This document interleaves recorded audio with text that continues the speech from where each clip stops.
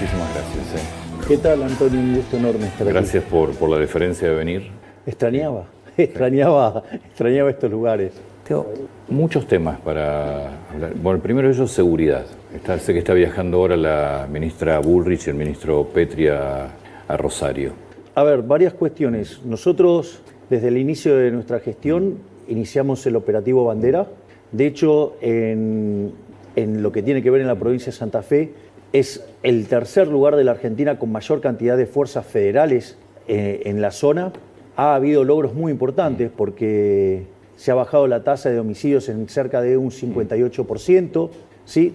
De hecho, hubo 57 operativos exitosos contra la droga.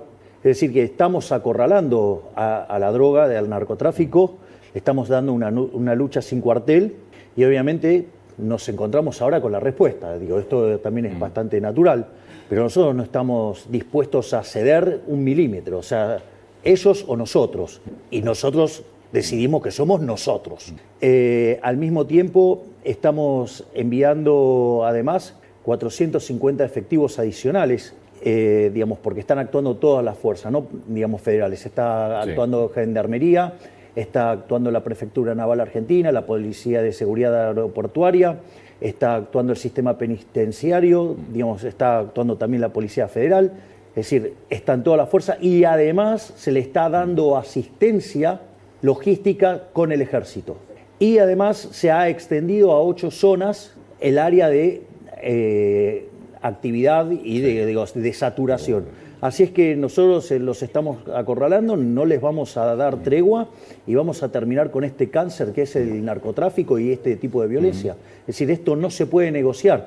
Lo que pasa es que hay que entender que, lamentablemente, van a tener que entender digamos, los santafesinos y muy en especial los rosarinos, que haberle dado tanto crédito a los socialistas no es gratis. Es decir, todo lo que tocan los destruyen. Es decir, si le das para cosas de la economía te van a llevar a la quiebra, digamos, si le das cosas de inseguridad vas a tener este tipo de problemas. Igual tenés un tema con la justicia enorme acá. No, pero no es solamente la justicia, digamos, porque también, digamos, en el Congreso, en la parte que tenía que ver con la ley base, votaron en contra. Es decir, entonces los socialistas, digamos, o sea, que están a favor de los delincuentes, a favor de los narcotraficantes, porque cuando llega el momento de la verdad, el momento de votar, siempre se ponen del lado de los delincuentes. Entonces, nosotros dijimos, acá cambia la doctrina de seguridad, acá el que las hace las paga.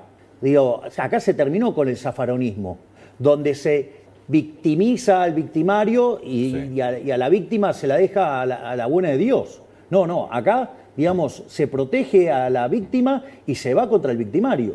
Es decir, se acabó el zafaronismo. Que además en Rosario ya no se puede vivir. Lo que vimos esta semana fue una cosa inédita. Bueno, digamos, nada que sorprenda. Este chiquito de 24 años. Bueno, pero nada que sorprenda en donde vos hayas tenido mucho socialismo. Esa es la realidad. Entonces, digo, porque toda esa visión que tienen acerca de la justicia, de la estigmatización, o sea, son todos mecanismos por los cuales terminan justificando y avalando a los delincuentes. No va más eso acá. ¿Hay alguna intención de cambiar, por ejemplo, la ley de seguridad interior, más allá de que hoy las Fuerzas Armadas están capacitadas para logística de acuerdo a lo que marca la ley? Bueno, digo, si es necesario, nosotros estamos dispuestos a hacer cambios pero eso requiere ciertas cuestiones, hay que tener en cuenta las restricciones que impone la Convención de Ginebra. Eso es un tema bastante delicado, es muy en el borde, porque no podés hacerlo si adherís a la Convención de Ginebra. Entonces, porque después te aparece un progre en el poder y termina persiguiendo a aquellos que te sacaron del problema. Entonces hay que tener mucho cuidado con eso. Presidente, estábamos hablando, bueno, el fin de semana fue un fin de semana activo en cuanto a intercambio de posteos en X o en Twitter con la expresidente Cristina Fernández por el tema, primero, del decreto donde se aumentó el 48%, ¿no? Si no me equivoco, a los cargos altos de la administración pública, eso quedó derogado, y después se tocó el tema jubilación. A ver, si me permitís, Antonio, voy a narrar toda la historia.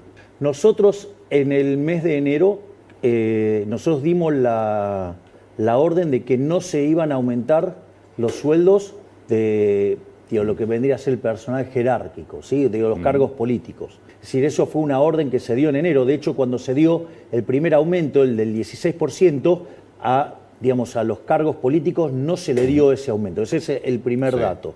Lo que sucede después es que se llega a un acuerdo de paritarias, hay una nueva suba de salarios, ¿y qué es lo que pasa? Ahí se dispara un decreto que había enviado Cristina, que señalaba que estos puestos jerárquicos no pueden ganar menos que, digamos, las personas que están debajo de ellos en la estructura. Y eso disparó el aumento. O sea, con el segundo aumento quedaban por debajo y ahí dispara el aumento de la administración. Exactamente, y ahí es donde se disparan los aumentos. Frente a esa situación, nosotros tomamos dos medidas. El propio día sábado, yo mandé un decreto donde se retrotrae ese aumento. Es decir, ahora, digamos, como eso se ha depositado, lo que se hace es en el mes que viene, se lo descuenta cuando se hace el pago, con lo cual seguimos con esta tesitura de que acá el ajuste lo pagan todos, en especial la política, pero no solo eso, además al secretario de Trabajo, digamos, lo he despedido. ¿Cuándo lo despide? En este momento lo están notificando. ¿A Yacine? Al secretario de Trabajo, digamos, por este error. Este es un error que no debería haber cometido.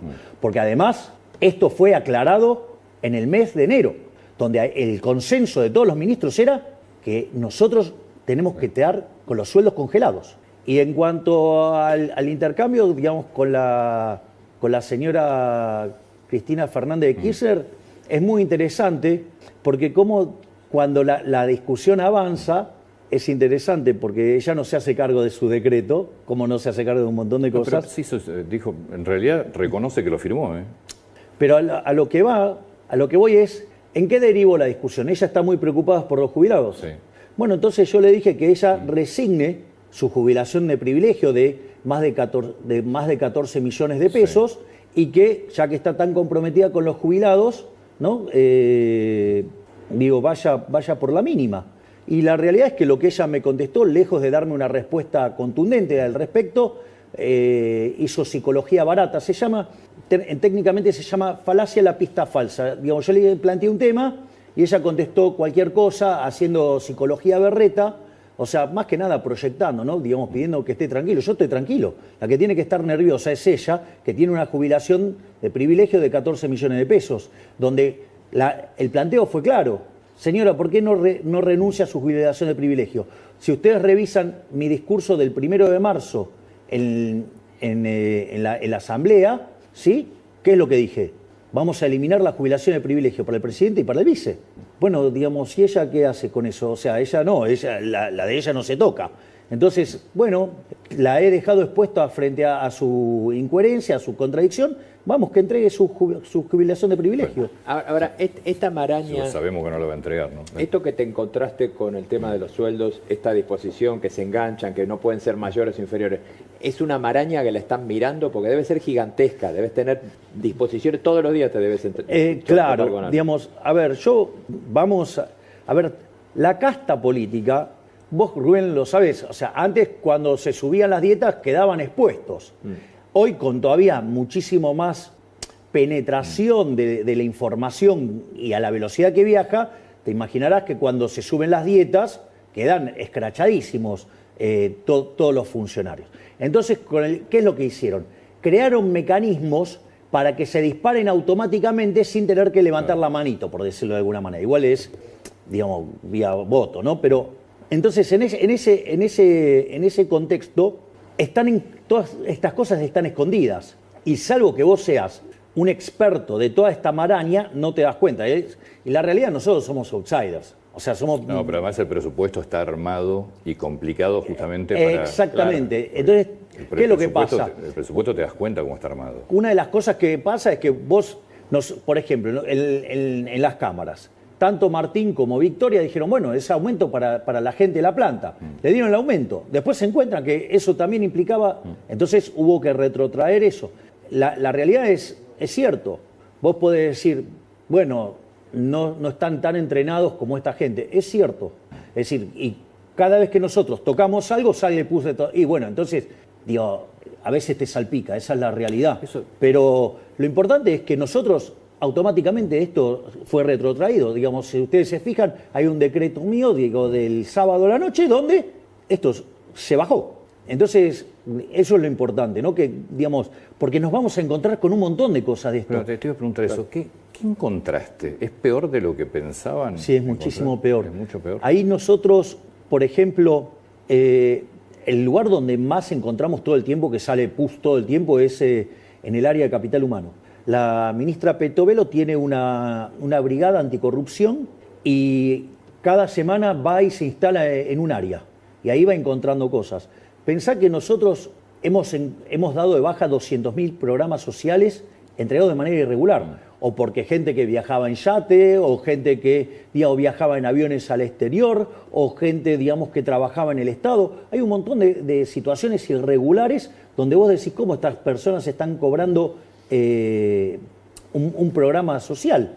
No solo encontramos esas irregularidades. Ahora, por ejemplo, cuando vos vas a buscar los comedores, sucede que los comedores no existen, muchísimos de ellos no existen.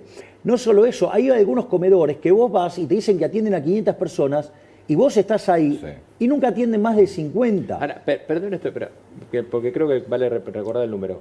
Corregime si me estoy equivocando. No es que hay algunos que no existen, más de la mitad no existían. Exacto. ¿Ese es el Rubén. número? Sí, así es, Rubén. No, es tremendo. Es decir, no solo eso, o por ejemplo, no sé si recuerdan ese momento en el cual la ministra Petovelo enfrentó a estos gerentes de la pobreza. Sí, claro, cuando sacó la mesa. Y sacó la mesa, porque le dijeron, no le está dando de comer a la gente. Dijo, dale, vení, digamos, yo los anoto. Y no se anotó ninguno. Bueno, por ejemplo, ¿qué es lo que pidió? Pidió nada más que el nombre de la persona y el DNI para poder identificarlos. Sí. Bueno, no, cuando los quieren auditar, no quieren. Entonces, por ejemplo, hay algo que es muy interesante. No solo que mienten con el número de personas, sino que hay otras cosas todavía mucho más crueles. Porque, digo, si mienten el número de personas, digo, pero la asistencia está. Ahora, hay un tema grave que es el hecho de, por ejemplo, cuando reclaman los bolsones de comida. Entonces, no entregan el número de personas que son, pero acá hay un tema más grave. Suponete lo siguiente, el caso de los fideos. Suponete que te cotizan en el bolso de comida fideos calidad AAA. Sí. Y después son calidad E. Bueno, recordemos que el primer caso de corrupción que le salta a Alberto Fernández fue precisamente con la compra de alimentos. Bueno, cuando vos tirás esos fideos al agua, se deshacen. Entonces, no solo que hay un problema en cuanto a lo que tiene que ver a la cantidad, sino que además hay un problema que tiene que ver con la calidad.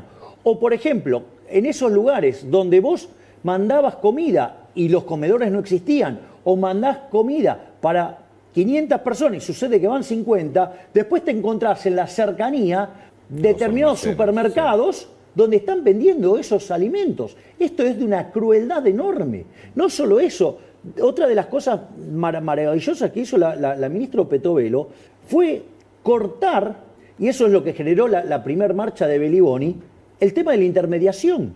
Es decir, nosotros teníamos claro que los primeros meses del programa iban a ser duros. Es decir, nosotros estamos viniendo a cambiar 100 años de decadencia y 20 años de desastre. Eso está claro que, digamos, reacomodar eso no es gratis. Igual, digamos, está, digamos, bastante manifestado en nuestra realidad, ¿no? Porque el salario promedio durante la convertibilidad era de $1.800, ¿no? Y si eso lo ponemos a plata de hoy, da $3.000. Y si el salario promedio de hoy fuera, no sé, $600, bueno, quiere decir que los argentinos en esta década ganada, o no sé, o 2 décadas ganadas, digo, 2 décadas de populismo, perdimos 80% de nuestros ingresos. Es decir, no es que cuando uno mira, no sé, las tarifas, cuando las compara con el resto, no estoy diciendo con Europa, con Sudamérica, están regaladas. Ahora, el problema no es que entonces sean caras las tarifas acá. El problema es que nos han empobrecido tan brutalmente como consecuencia del populismo.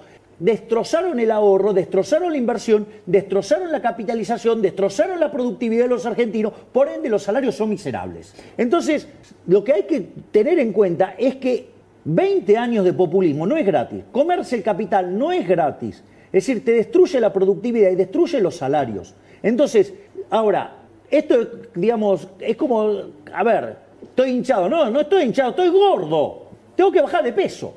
Y este es el problema. Es decir, y no quieren aceptar eso. Es decir, lo que hay que reconocer es que Argentina se empobreció como consecuencia de 100 años de aplicar malas políticas, pero los últimos 20 años...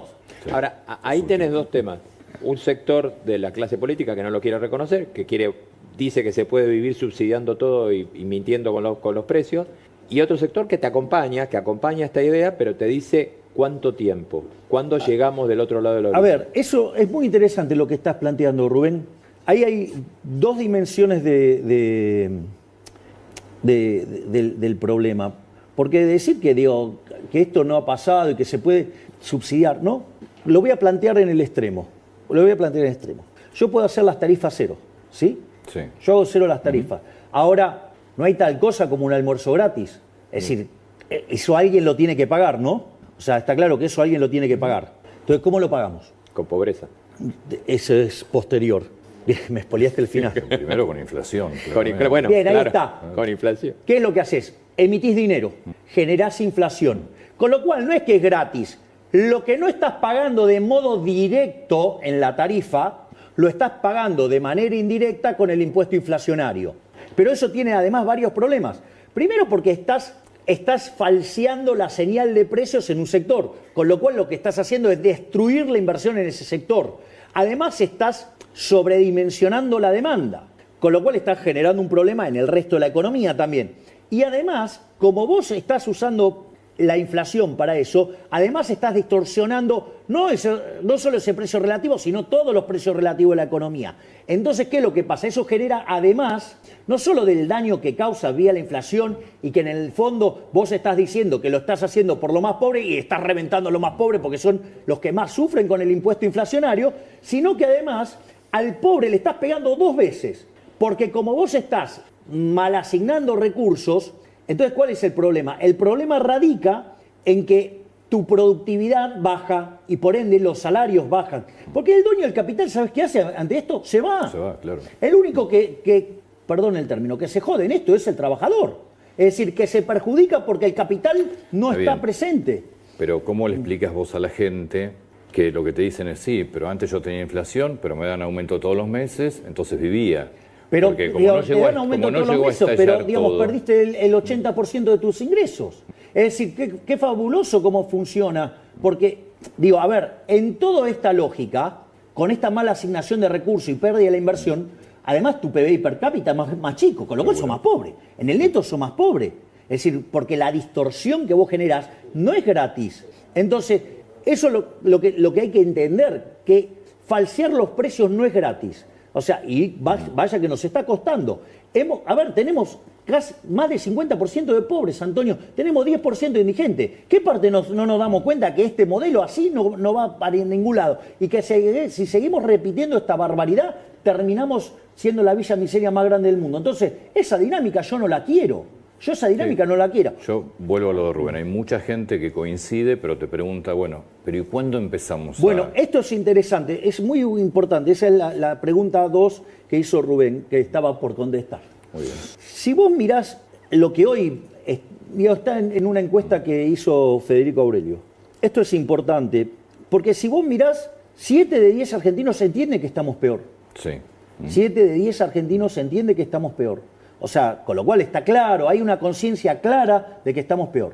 O sea, y yo jamás lo negué. Yo dije que el inicio iba a ser durísimo. Y de ahí es que nosotros diseñamos toda esta política social de duplicar la asignación universal por hijo, de duplicar la tarjeta alimentar, de duplicar la asistencia para las mujeres embarazadas, de cuadruplicar el dinero para que los chicos puedan comenzar las clases, para que tengan los útiles, ¿sí? Y eso alcanzó a 7.300.000 chicos. Si nosotros quitamos a los intermediarios del medio, tema no trivial, entonces eso nosotros le estamos dando la contención social. Ahora, es interesante porque las expectativas de que esto mejorara a futuro, cuando nosotros asumimos solamente el 20% de la población creía que íbamos a mejorar en 6 meses. En enero ese número saltó a 30. En febrero, con febrero cerrado, saltó a 40. Hay algo muy interesante, después del discurso, o sea, no estamos hablando de pasó un mes, estamos hablando días después, ¿no? Porque estaba cerrado fin de febrero, el discurso entra el 1 de marzo, se tomaron 2 días para mirar números, ese número saltó 5 puntos. Es decir, la gente la está empezando a ver. Es más, a mí hay algo que me parece sumamente importante. El 70% de los argentinos está convencido de que en nuestro gobierno vamos a derrotar la inflación. Hay de esos 70 puntos, 50 creen que lo vamos a hacer en un año, 20 que vamos a tardar más. Yo voy a hacer un punto adicional. Además, la inflación se está derrumbando. Yo les voy a pasar algunos datos. Diciembre cerró con 25%. Sí. La realidad es que cuando estábamos parados en la tercera semana estábamos en 30%. Por eso a mí en un momento me preguntaron si daba 30%, dije, ¿dónde firmo? Porque significaba que la cuarta semana no subía y terminó siendo 25%. Hubo corrección de precio. Pero no solo eso, si miramos mayorista, dio 54%. 54 mensual anualizado es 17.000. Digo, para que tengamos claro de qué estamos hablando. Eso es hiper. Obvio. Tranquilo, hiper tranquilo. Bueno, hoy ¿sabés cómo se define en el mundo hiperinflación? 100% en 2 años. O sea, con lo cual, técnicamente, en los manuales de contabilidad internacional, Argentina está en hiperinflación. Pero no solo eso. Si ustedes se fijan, en el mes de enero tuvimos 20. Vamos con un febrero camino a 15. O sea que va, Sí. digamos, la tendencia a la baja Sí. es clara. Primera semana de marzo los alimentos volvieron a subir. Sí, ahora sí, es cierto, pero cuando vos tomás la primera semana de marzo, está abajo de la primera semana de febrero y febrero abajo de la primera semana de enero. O sea, es un fenómeno que ocurre en la primera semana del mes. Esa es una de las cosas. Ahora, cuando uno toma el dato y lo limpia de arrastre estadístico, lo limpia de suba de tarifas Sí. y lo limpia de lo que es prepaga, digo, toda corrección de precios relativos que estaban atrasados y pisados por el gobierno anterior, el número cae en un dígito. Sí, que tenés 7 puntos más o menos de arrastre, ¿no? De un mes a otro. Y en algunos casos pueden llegar a 6, 7 puntos, sí. Entonces, ojo, porque es más, yo les voy a pasar un dato más. Una de las cosas que pasa cuando empieza a acelerarse la crisis, las empresas empezaron a apreciar con tasas de inflación mucho más altas y con una situación bastante más compleja. En ese contexto, ¿qué pasa? Se encuentran que no pueden vender. Y en lugar de bajar los precios, empiezan con lo que se llama técnicamente fijación no lineal de precios, que es 2x1, el 3x2, todo ese tipo de promociones, que en realidad implica que los precios están bajando, pero que no son manifestados en el índice. Si uno corrigiera por eso, ya estamos en un dígito. A pesar del arrastre estadístico, a pesar de la suba de tarifa, a pesar de la recomposición de las prepagas. No solo eso, sino que además, cuando uno toma el índice que sigue el hijo de Cavallo, ya está en un dígito. Y el índice de Cavallo no corrige por estos componentes de fijación no lineal de precios. Es decir, nosotros, digamos, estamos dando una fuerte batalla contra la inflación y tarde o temprano va a ocurrir. Desde que nosotros asumimos, la cantidad de dinero no varió, la base monetaria no varió. Y eso que tenemos factores de expansión, ¿no? Porque en el medio compramos 9.500 millones de dólares, hay que encontrar una racha de compra tan profunda. No solo eso, sino que cada día nosotros vamos abriendo más restricciones. Después tenemos factores de emisión endógeno, ¿no? Digamos, los puts que se ejecutan adentro del Banco Central o lo que, digamos, dejado del gobierno anterior, o la remuneración de los pases. Todo eso hace que la cantidad de dinero suba. Pero contraemos tanto por el fisco y por el BOPREAL que la cantidad de dinero no se mueve. Nosotros tenemos la misma base monetaria de inicio, pero frente a ese pasivo que es la base monetaria, nosotros tenemos ahora 9.500 millones de dólares más de reservas. No es un tema menor. Bueno, parte de lo que vos estás explicando tiene que ver incluso con un efecto que es la licuación de todos los de salarios, fundamentalmente de jubilaciones. ¿Cuándo? Sí. A ver, Dale. primer punto, entonces, si hay algo que podemos ofrecerle a la gente de manera directa y que es nuestra responsabilidad, es dejar de estafarlos con el señoriaje. ¿Saben? Después me pasaron el número finito de lo que fue la emisión de dinero, ya sea directa para financiar el fisco, sí, o ya sea para pagar los intereses o las colocaciones de mercado. ¿Saben cuánto emitió el gobierno anterior en el último año? 13% del PBI. Es una barbaridad. Y hoy la base monetaria es 2,6% del PBI. ¿Está claro el desastre inflacionario que nos dejaron plantados? Eso es decir, en un año. En un año. En los años anteriores, en los 3 años, habían emitido 15. Es decir, metieron casi 30 puntos de emisión en términos de PBI, digamos, el gobierno anterior, digamos, o sea, era obvio que esto iba a explotar. Entonces, nosotros estamos haciendo todo para evitar la hiper. Si nosotros nos vamos a una hiper, la pobreza no es 50, 60, es 95. ¿Sí? Y la caída de la actividad es 20. Para que la gente lo entienda, ¿sí?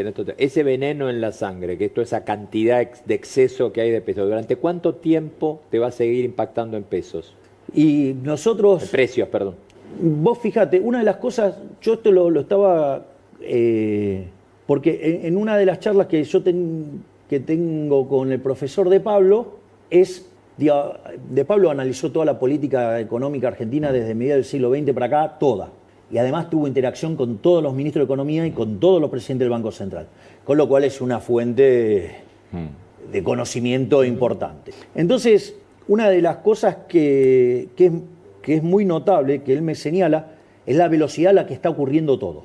Esto es un tema no menor. Pero no solo eso, entonces, ¿qué hice? Fui a chequear los números de la convertibilidad. El ritmo al que está desacelerándose la inflación hoy... Al doble debe ser. Es mucho más rápido que lo que ocurrió con la convertibilidad. Sí. Y ahí yo logré hacer una explicación técnica, perdón que no es el lugar, pero digo, lo hago y el que la entiende, pero el que entiende sabe lo que estoy diciendo. Cuando uno fija el tipo de cambio, el dinero queda determinado de manera endógena. Entonces, si ustedes se fijan, por ejemplo, nosotros estamos comprando dólares. Nosotros podríamos estar expandiendo la cantidad de dinero. No tendría por qué estar esterilizando. No, podría estar emitiendo para comprarlos. Para comprar dólares, porque esa está respaldado por la demanda de dinero. Claro. Nosotros igual estamos sacando pesos a lo loco, pero después digo, yo puedo explicar eso, por qué decidí hacer eso. Pero al margen de eso, nosotros la cantidad de dinero está clavada. Por lo tanto, el proceso de desinflación es mucho más fuerte. Y el primer indicador de esto es que se cayó el dólar como un piano. Es decir, nosotros sabemos que marzo va a ser un mes muy complicado. Porque marzo tiene un problema de estacionalidad muy denso. Sí. Pero yo no descarto que abril pueda haber un derrumbe de la inflación como el derrumbe que vimos en febrero del dólar. Digo, Rubén, vos mirá la economía, decime cuántas veces viste caer 25% el dólar en un mes en Argentina. No, el movimiento. Además, de hecho, a algunos le provoca miedo la velocidad con la que bajó el dólar. Exacto. Recordemos que en la convertibilidad vos esterilizaste con un plan Bonex. O sea, bueno, pero fíjate esto, nosotros no estamos haciendo esto. Nosotros, todas las operaciones son a mercado. Todo es a mercado. Acá, digamos, se ha respetado el derecho de propiedad de una manera tremenda. Y cuando dicen del ajuste, a ver, si el gasto público en términos reales está cayendo 36%, eso es menor presión fiscal. Es decir, si yo bajé el nivel de emisión monetaria, eso es, dejé de estafarle a la gente. Yo, digamos, o sea, le hago una pregunta. ¿Cuánto creen que es el ajuste fiscal que estamos haciendo en este momento? ¿El ajuste fiscal sobre inflación o sobre...? No, el ajuste fiscal total que estamos haciendo. O sea, como recién dijiste 36%. Sí, pero... A ver, nosotros cuando llegamos al gobierno, el déficit fiscal consolidado era 15 puntos del PBI. Sí. Teníamos 5 en el Tesoro y 10 en el Banco Central. Nosotros pensábamos ir a déficit cero a fin de año. Sí. El déficit cero es muy importante ¿en qué términos? Es muy importante en términos de que como yo no tengo déficit fiscal financiero, el que cuenta, no el primario, el verdadero, la deuda no me sube. O sea, yo tengo que rolear la deuda nada más. Sí. Entonces la relación deuda-producto es no creciente. Por ende, soy solvente. ¿Y dónde lo ves eso? Que cuando nosotros ganamos la elección, el riesgo país era 2.900 y hoy es 1.600. Sí. Es decir, ese dato es contundente. Es decir, no solo eso, sino que, fíjate esto, nosotros después empezamos a ver los números y veíamos que podíamos llegar al equilibrio primario en enero y al equilibrio financiero en marzo. Y lo logramos en enero. En enero, sí. Es decir, porque, a ver, yo lo voy a poner en estos términos. Argentina de los últimos 123 años tuvo déficit durante 113. Es decir, entonces nosotros estamos haciendo algo que claramente en la historia argentina no se dio. Sí. Te pido, please, que cierro esta cosa para ver el tamaño de la tarea de la que estamos haciendo. Y cuando yo dije que iba a hacer esto, me dijeron que era imposible. Ahora como lo hice yo, digamos, ahora es fácil y en realidad, no, bueno, que la licuadora. Y sí, un ajuste tan fuerte tiene motosierra y tiene licuadora. O sea, ¿por qué? Porque echamos 50.000 empleados públicos, eso es motosierra. Dimos de baja 10.000 contratos, eso es motosierra. Dimos de baja autos, dimos de baja teléfono, eso es motosierra. Dimos de baja la obra pública, dimos de baja la transferencia discrecional. Todo eso es motosierra. Digo, obviamente que hay licuadora. Ahora, hay licuadora, vos me podés decir las jubilaciones. Bueno, pero el gobierno anterior se fue con jubilaciones de $80. Hoy las jubilaciones con el bono, la mínima con el bono es $200. Es decir, subió 150%. Con esto, si vos en enero estuviste en cero, quiere decir que hiciste una reducción del 15%. Hice una reducción en el Tesoro de 5 puntos del PBI. Entonces, ¿qué hice del lado del Banco Central? Ya lo bajé 5 puntos. Es decir, el ajuste fiscal que hemos metido es equivalente a 10 puntos del PBI. Bueno, o sea, no existe registro histórico ni en Argentina ni en el mundo de haber hecho eso. Pero era la única forma que tenía de evitar una hiper. Pero ahora, es decir, si nos íbamos una hiper, Venezuela quedaba chiquitito así. Pero ahora tenés que sentarte con gobernadores, porque parte del ajuste tiene que ver con la eliminación de las partidas discrecionales y de fondos fiduciarios. Tenés que sentarte con los gobernadores que te están pidiendo más dinero, que no aceptarían, o al menos es lo que dicen, volver a colocar la cuarta categoría de ganancias. ¿Cómo vas a negociar con los gobernadores? Cualquier discusión que haya del tema que quieras, que involucre la política fiscal, no se negocia. No se negocia el déficit cero. No se negocia de ninguna manera el déficit cero. Es decir, yo estoy abrazado como al mástil, como Ulises. Y tengo a mi equipo tirándole tiros a las sirenas. ¿Y qué tenés para negociar entonces? Ponemos todos los números sobre la mesa. Yo estoy dispuesto a discutir con los números sobre la mesa. O sea, que las provincias pongan los números sobre la mesa todas. Pero ahora, ellos tienen que hacer un ajuste de un punto del PBI. Yo estoy haciendo 15. No es un chiste. ¿Y de esta primera rueda del viernes pasado qué te llevas? ¿Qué te informó Pose yo estuve reunido con Guillermo Francos el sábado. Estaba muy optimista, hay voluntad de cooperar y se dieron cuenta del error que yo señalé. ¿Se acuerdan, cuando fue la discusión? Que los miopes del Círculo Rojo, cuando levantamos el capítulo 4, dijeron, derrota de Milei. Y salió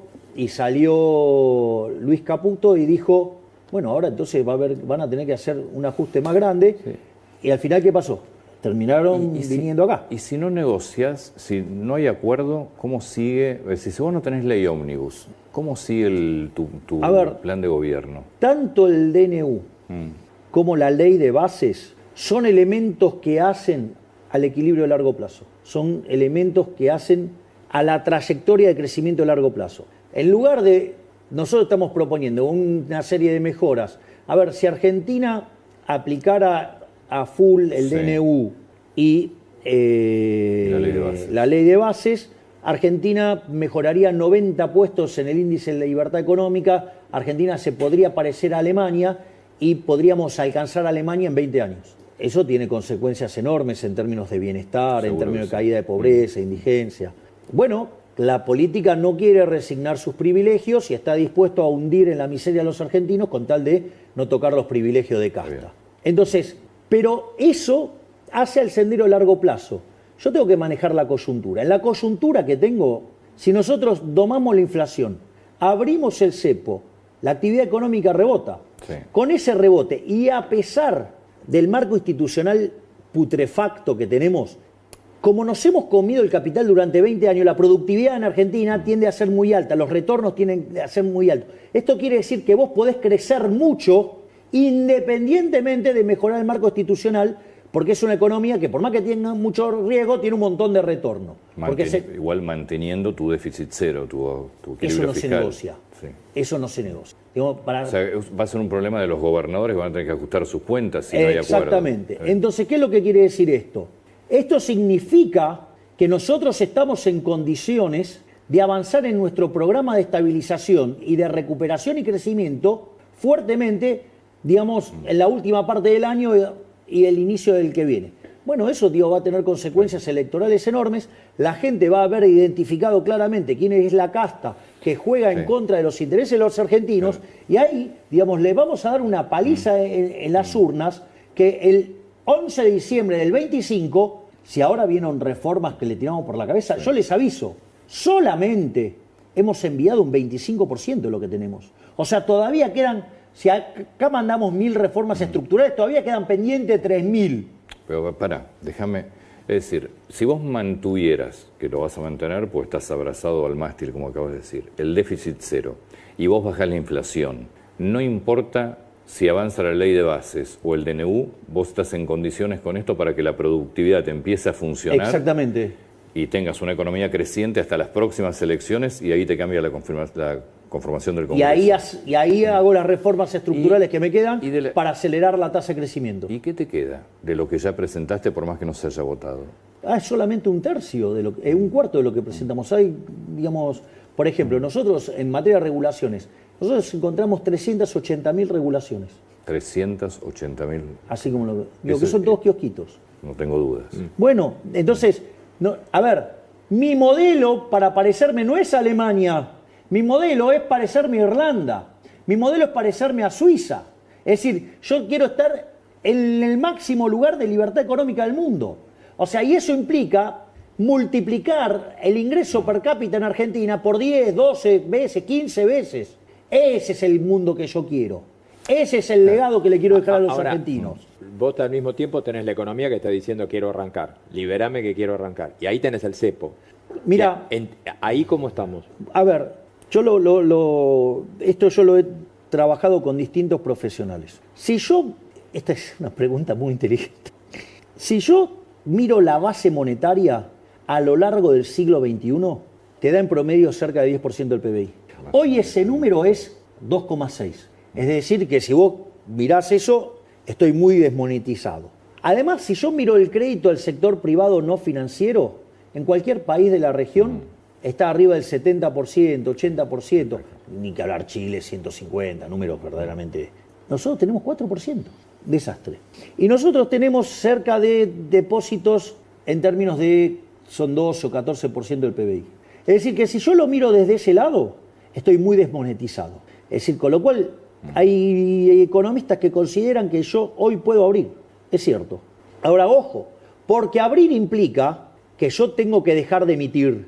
Y si yo dejo de emitir, tengo que hacer la tasa de los pases cero.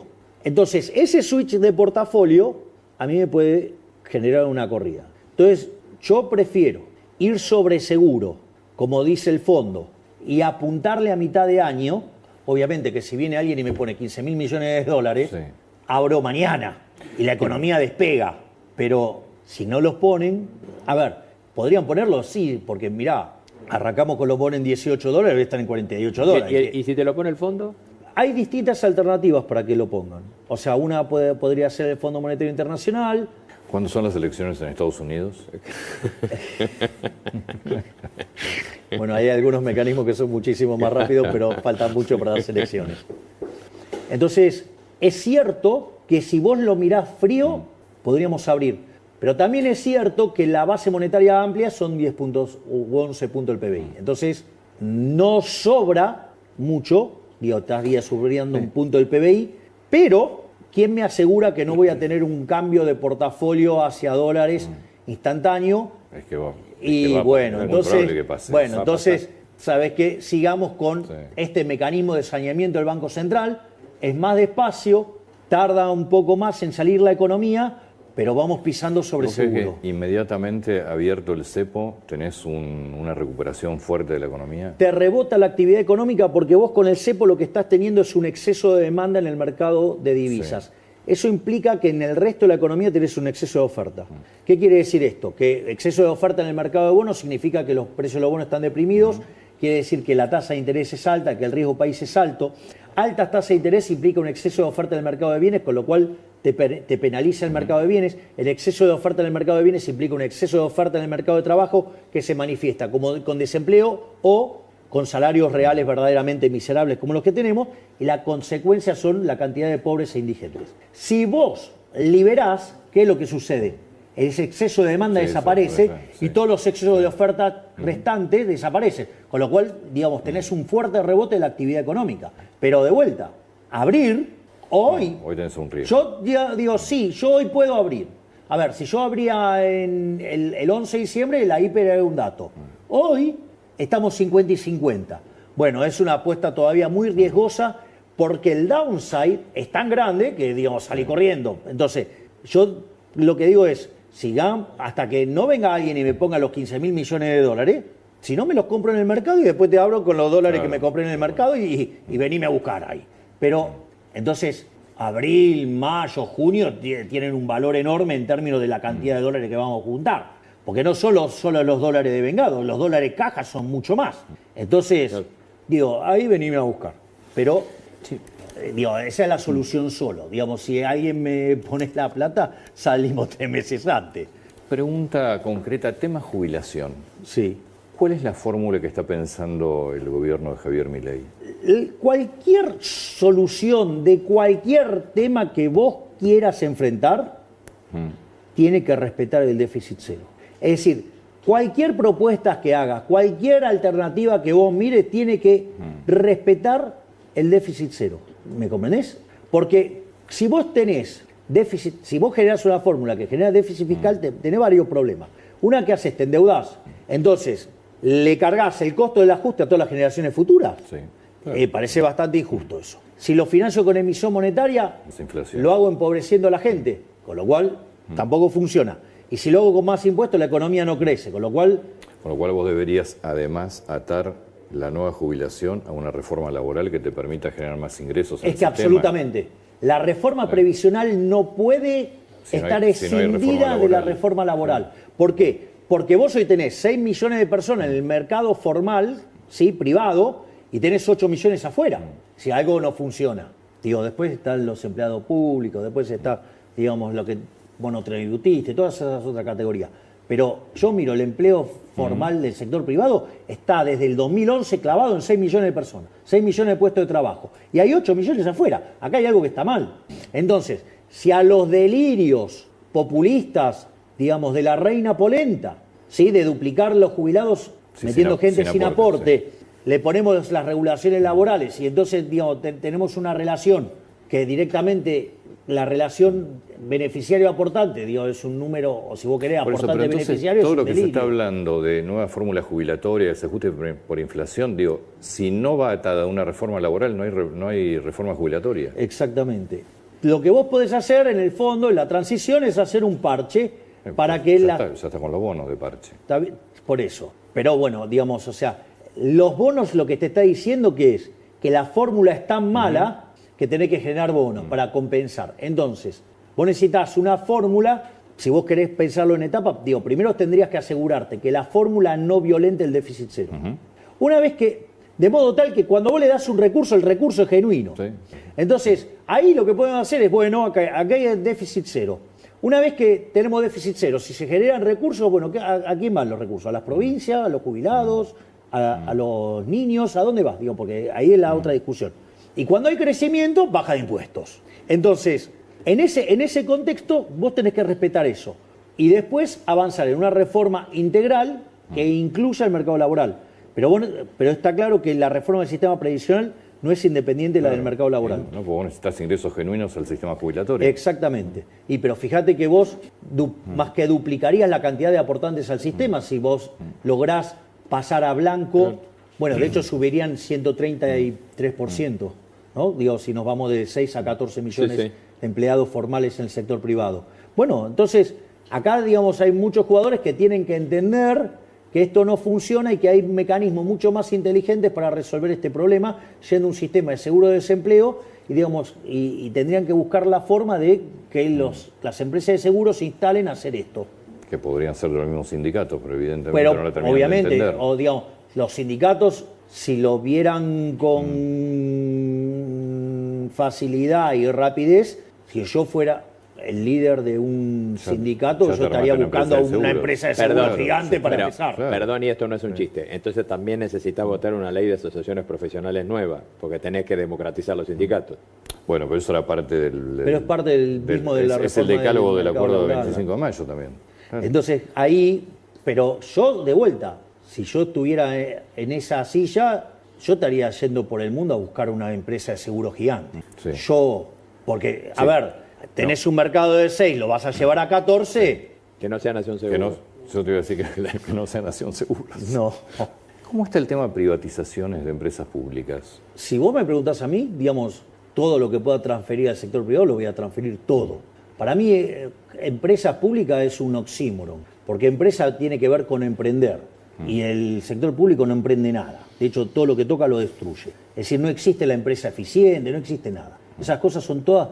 Cuando te hablan los políticos de una empresa eficiente, son los más chorros de todos. Te dicen de hacer eficiente el Estado, lo único que están pensando es utilizar esas empresas como caja. Es más, yo te lo voy a poner en más extremo. Si supongamos que por alguna cuestión, no sé, eso funcionara, digo, al menos en el caso argentino no funcionó, y la evidencia muestra que no. Por lo tanto, o sea, a la luz de Argentina, digo, ninguna empresa tendría que quedar en manos del sector privado, público, quiero decir. Esa es mi posición. Yo soy partidario de privatizar todo. El Estado, digamos, lo que debe de dedicarse es a la seguridad, que de hecho la gente acompaña fuertemente las políticas que está impulsando la doctora Bullrich. Bueno, no se puede estar en la calle, digo, a nivel nacional no se puede estar más válido. Bueno, lo que estamos viendo en Rosario. Bueno, pero justamente nosotros hemos avanzado con muchas cosas que se nos criticó fuertemente y sin embargo funcionan. Ahora digo, después se ven los hechos y funcionan. Digamos, cuando mandamos en la ley base estas cosas las rechazaron. Digamos, ahí todos los socialistas ellos lo rechazaron. Sí, yo todo, creo que los gobernadores, lo hablamos con Rubén acá, el día que votaron, al día siguiente ellos empezaron a preguntar qué votaron. Porque yo creo que no se dieron cuenta, porque de hecho había mucho articulado dentro de la ley que favorecía la productividad de las empresas. Estaban muy preocupaditos por los fondos fiduciarios y todos los curringos de ellos. Algo que me quedó cuando hablamos del tema de Rosario. ¿Podrías pensar en declarar el estado de sitio en Rosario? Eso hay que... Vos fijate que las medidas que están tomadas están consensuadas con el gobernador. Es decir, paso a paso. El estado de sitio permitiría la participación de las Fuerzas Armadas. Exactamente. Porque vos solamente bajo estado de sitio, pues. Por el momento estamos trabajando en esta solución y creemos que lo podemos resolver de vuelta. Y eso, de hecho, fíjese que nosotros estamos trabajando de manera coordinada con el gobernador Puyaro. Es decir, él pidió la asistencia, nosotros estamos redoblando. Es decir, hay 450 efectivos más, está el ejército dando apoyo logístico, hay reasignación de fuerzas para asistir más al caso de la provincia de Santa Fe, se entran en más áreas. Yo creo que con esto lo podemos resolver. O sea, después la realidad es dinámica, pero yo creo que estamos en condiciones de salir triunfantes de esta situación. Pregunta desde tu lado más puro de economista. ¿Hay alguna posibilidad? Siempre contesto. Pero esta es bien particular. ¿Hay alguna posibilidad alguna vez de saber toda la maquinaria de corrupción y de curros y estas 380, ¿cuánto implica en dinero? Es decir, ¿cuánto se gastó? Sí, hay un estudio del BID que estudia la ineficiencia técnica del gasto público. La peor región del mundo es América Latina y el peor país de América Latina es Argentina y tiene una ineficiencia técnica del gasto público de 7 puntos del PBI. 7 puntos del PBI y eso considerando ineficiencia, ¿sí? No pensando mal. La ineficiencia y la corrupción se ven de la misma manera, en términos de... Sí, está bien. Es decir, suponete que vos te hubieras que ganar 10 y viene tu empleado y te roba 3, o en el medio se rompieron 3 por algún motivo, o sea, la corrupción y la ineficiencia ahí en términos cuantitativos se ve igual. Después tenés que entrar a por qué, pero digo, sí hay, para mí son 7, por lo menos 5 puntos del PBI ahí seguro. Qué bárbaro. Es un escándalo. ¿Y vos crees que va a terminar? Por año. Sí. Por año. 5 puntos de PBI por año. Exacto. O sea, cada 20 años la corrupción te come un PBI. Un PBI entero.